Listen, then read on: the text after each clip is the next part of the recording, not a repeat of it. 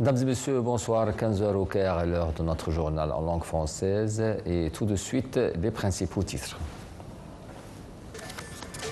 Le Premier ministre Moustapha Madbouli inaugure la 3e édition de la conférence mondiale sur la santé sous le parrainage du président Abdel Fattah el-Sisi. La liste du Premier ministre irakien Mohammad Shia al-Soudani remporte une large victoire aux élections législatives. L'Égypte présente ses sincères condoléances à la Turquie suite au crash d'un avion qui a coûté la vie à plusieurs membres de ses forces armées.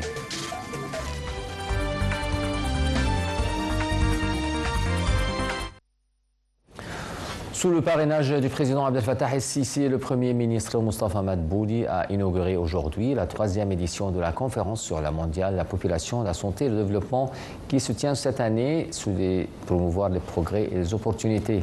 Dans son allocution, M. Madbouli a indiqué que le dossier de la santé publique est une priorité absolue de la stratégie du développement humain de l'Égypte, soulignant que le président el-Sisi a accordé une grande importance au dossier du développement humain, à la construction de l'homme et à la réalisation de la vision de l'Égypte sur le développement durable 2030. M. Madbouli a abordé l'initiative présidentielle « Un nouveau départ pour le développement humain » comme un modèle pionnier, un programme unifié intégrant la santé, l'éducation et la protection sociale afin d'autonomiser les citoyens et d'améliorer la qualité de leur vie. Le chef du gouvernement a aussi évoqué les réalisations nationales distinguées dans ce domaine, telles que l'initiative 100 millions de vies en santé, qui a permis de fournir des services de santé complets, plus de 95% de la population, conduisant à un recul de 30% au taux de mortalité infantile. Madbouli a par ailleurs évoqué la stratégie nationale de population et de développement 2023-2030, qui a pour but de concilier les atouts démographiques du pays et l'amélioration de la qualité de vie en renforçant l'autonomisation des jeunes.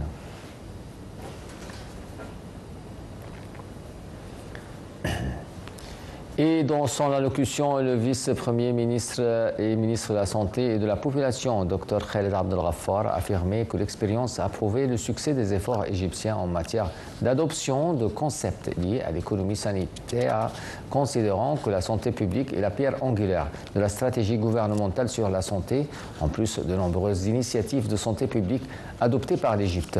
Abdel Ghaffar a également souligné l'importance du système d'assurance maladie complet et son impact économique significatif, notant que la mise en œuvre de l'assurance maladie dans 6 gouvernorats a permis un investissement de 300% dans la protection sanitaire de millions d'Égyptiens.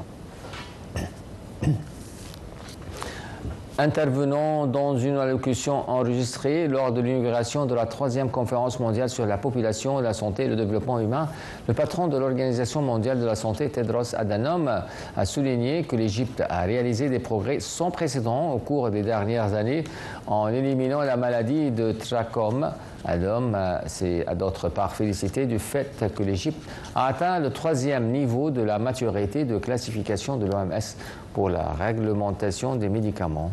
Adhanom a aussi valorisé les efforts humains pour soutenir les Palestiniens dans la bande de Gaza et le peuple soudanais. L'Organisation mondiale de la santé a officiellement remis à l'Égypte un certificat la déclarant exempte de trachome, une maladie infectieuse qui provoque la cécité, en reconnaissance de ses efforts pionniers dans l'élimination des maladies négligées et la promotion de la santé publique. La directrice régionale de l'Organisation mondiale de l'OMS, Dr Hanan Barki, a remis le certificat au Dr Khaled Abdel Ghaffar, le vice-premier ministre et ministre de la Santé et de la Population, dans un contexte de vive félicitation internationale pour la performance égyptienne.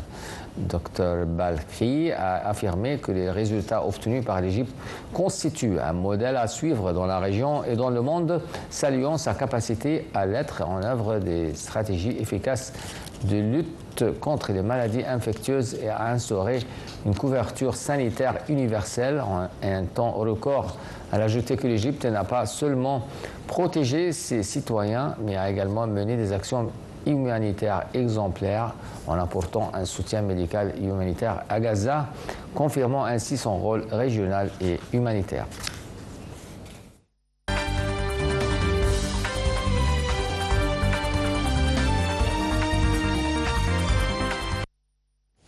Le directeur exécutif de l'autorité nationale des élections, le conseiller Ahmed Bendari, a affirmé que le processus de vote lors des élections législatives de 2025 s'est déroulé de manière fluide et transparente. Bendari a salué la coopération des organismes concernés pour assurer la sécurité des bureaux de vote et faciliter l'accomplissement par les électeurs de leurs devoirs constitutionnels, en précisant que l'annonce des résultats de la première phase des élections aura lieu le 18 novembre courant, conformément au calendrier établi par l'autorité.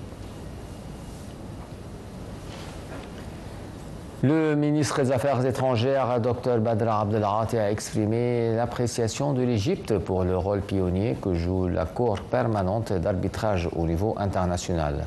Lors de son entretien avec le secrétaire général de la Cour d'arbitrage, le ministre a affirmé la disposition de l'Égypte à fournir le soutien nécessaire à la Cour et à faciliter l'accomplissement de ses missions dans le règlement pacifique des différends internationaux et des litiges relatifs à l'investissement, soulignant l'expérience distinguée de l'Égypte dans le domaine de l'arbitrage international.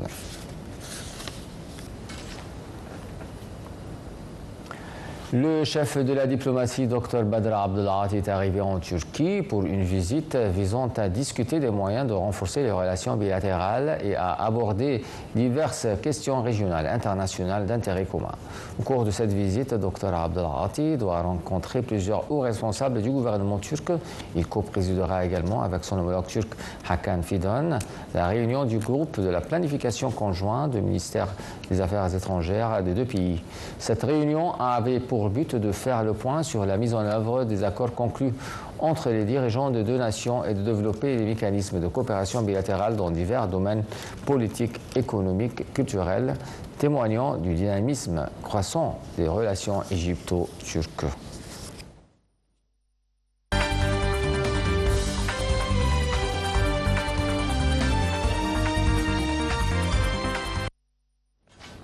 Passons aux territoires occupés où les avions de combat israéliens avaient mené une série de frappes aériennes au nord-est de la ville de Beit Lahia, dans le nord de la bande de Gaza, à l'intérieur des zones dites de la ligne jaune.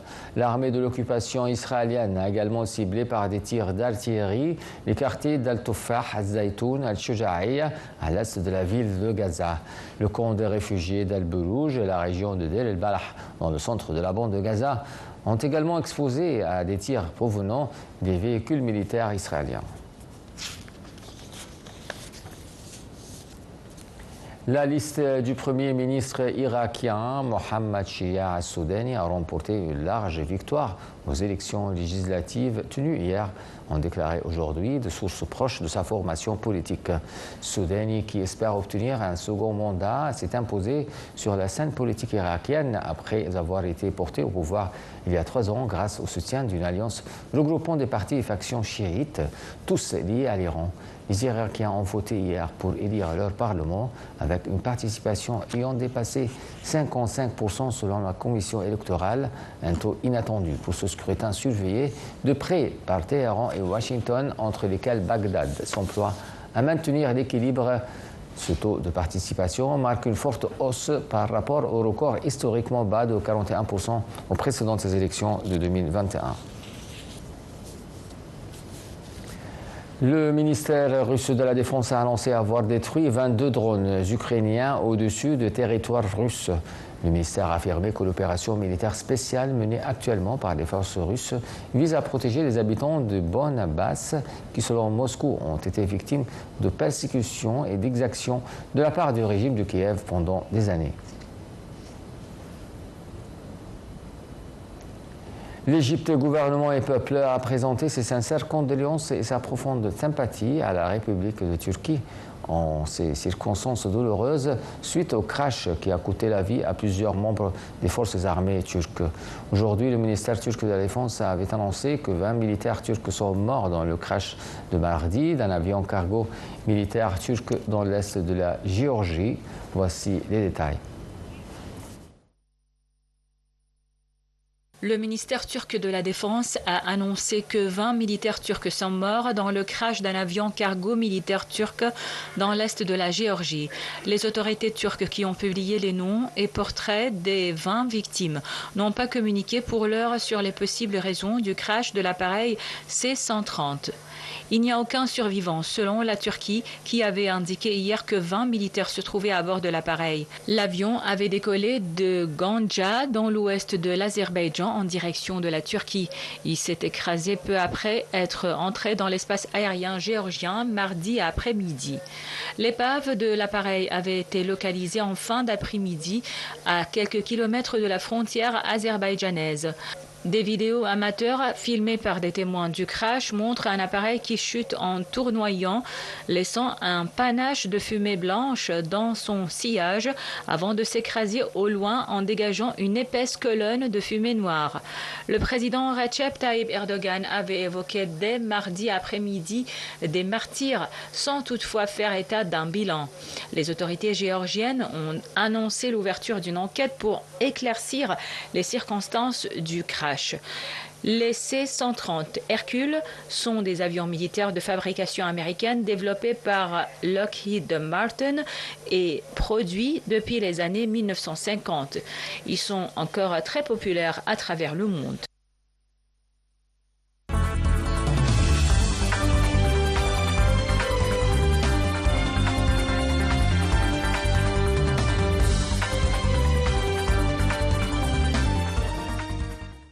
Passons aux États-Unis où la Chambre américaine des représentants doit voter aujourd'hui pour lever la paralysie budgétaire. Une très grande victoire, c'est ce qu'a estimé Donald Trump, tandis que la colère monte côté démocrate face aux sénateurs de leur camp qui ont passé un accord avec les républicains. Commentaire. Après plus de 40 jours d'impasse, le Sénat a adopté lundi une proposition de loi qui prolonge le budget actuel jusqu'à fin janvier. La Chambre doit en débattre à partir de mercredi avec un vote attendu potentiellement dans la soirée. Il ne resterait alors que la signature présidentielle pour lever le shutdown.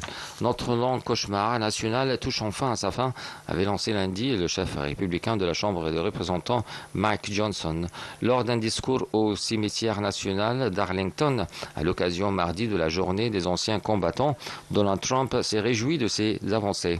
Félicitations à vous et à John et à tout le monde pour une très grande victoire, a déclaré le président américain à l'adresse de Mike Johnson, présent dans l'assistance et en référence à Johnson, chef de la majorité républicaine au Sénat. Nous rouvrons notre pays, il n'aurait jamais dû être fermé, a-t-il ajouté. En raison des règles en vigueur au Sénat, plusieurs voix démocrates étaient nécessaires pour adopter un budget, même si les républicains y sont majoritaires. Finalement, 8 sénateurs de l'opposition ont voté pour après des négociations en coulisses. Ces élus, connus pour la plupart comme des tendances centristes, ont obtenu l'annulation du licenciement de milliers de fonctionnaires fédéraux par l'administration Trump depuis le début de la paralysie. Mais les 8 sénateurs se sont attirés les foudres de nombreux membres de leur propre camp qui dénoncent des maigres concessions et des promesses en l'air de la part des républicains.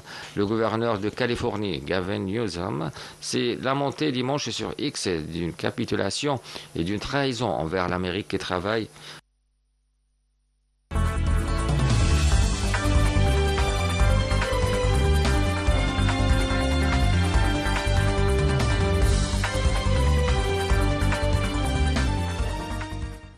Et on termine notre journal avec ce nouvelle de tennis au numéro 1 mondial Carlos Alcaraz qui a été bousculé par l'Américain Taylor Fritz ayant de s'imposer 7-5 dans son deuxième match du Masters ATP à Turin.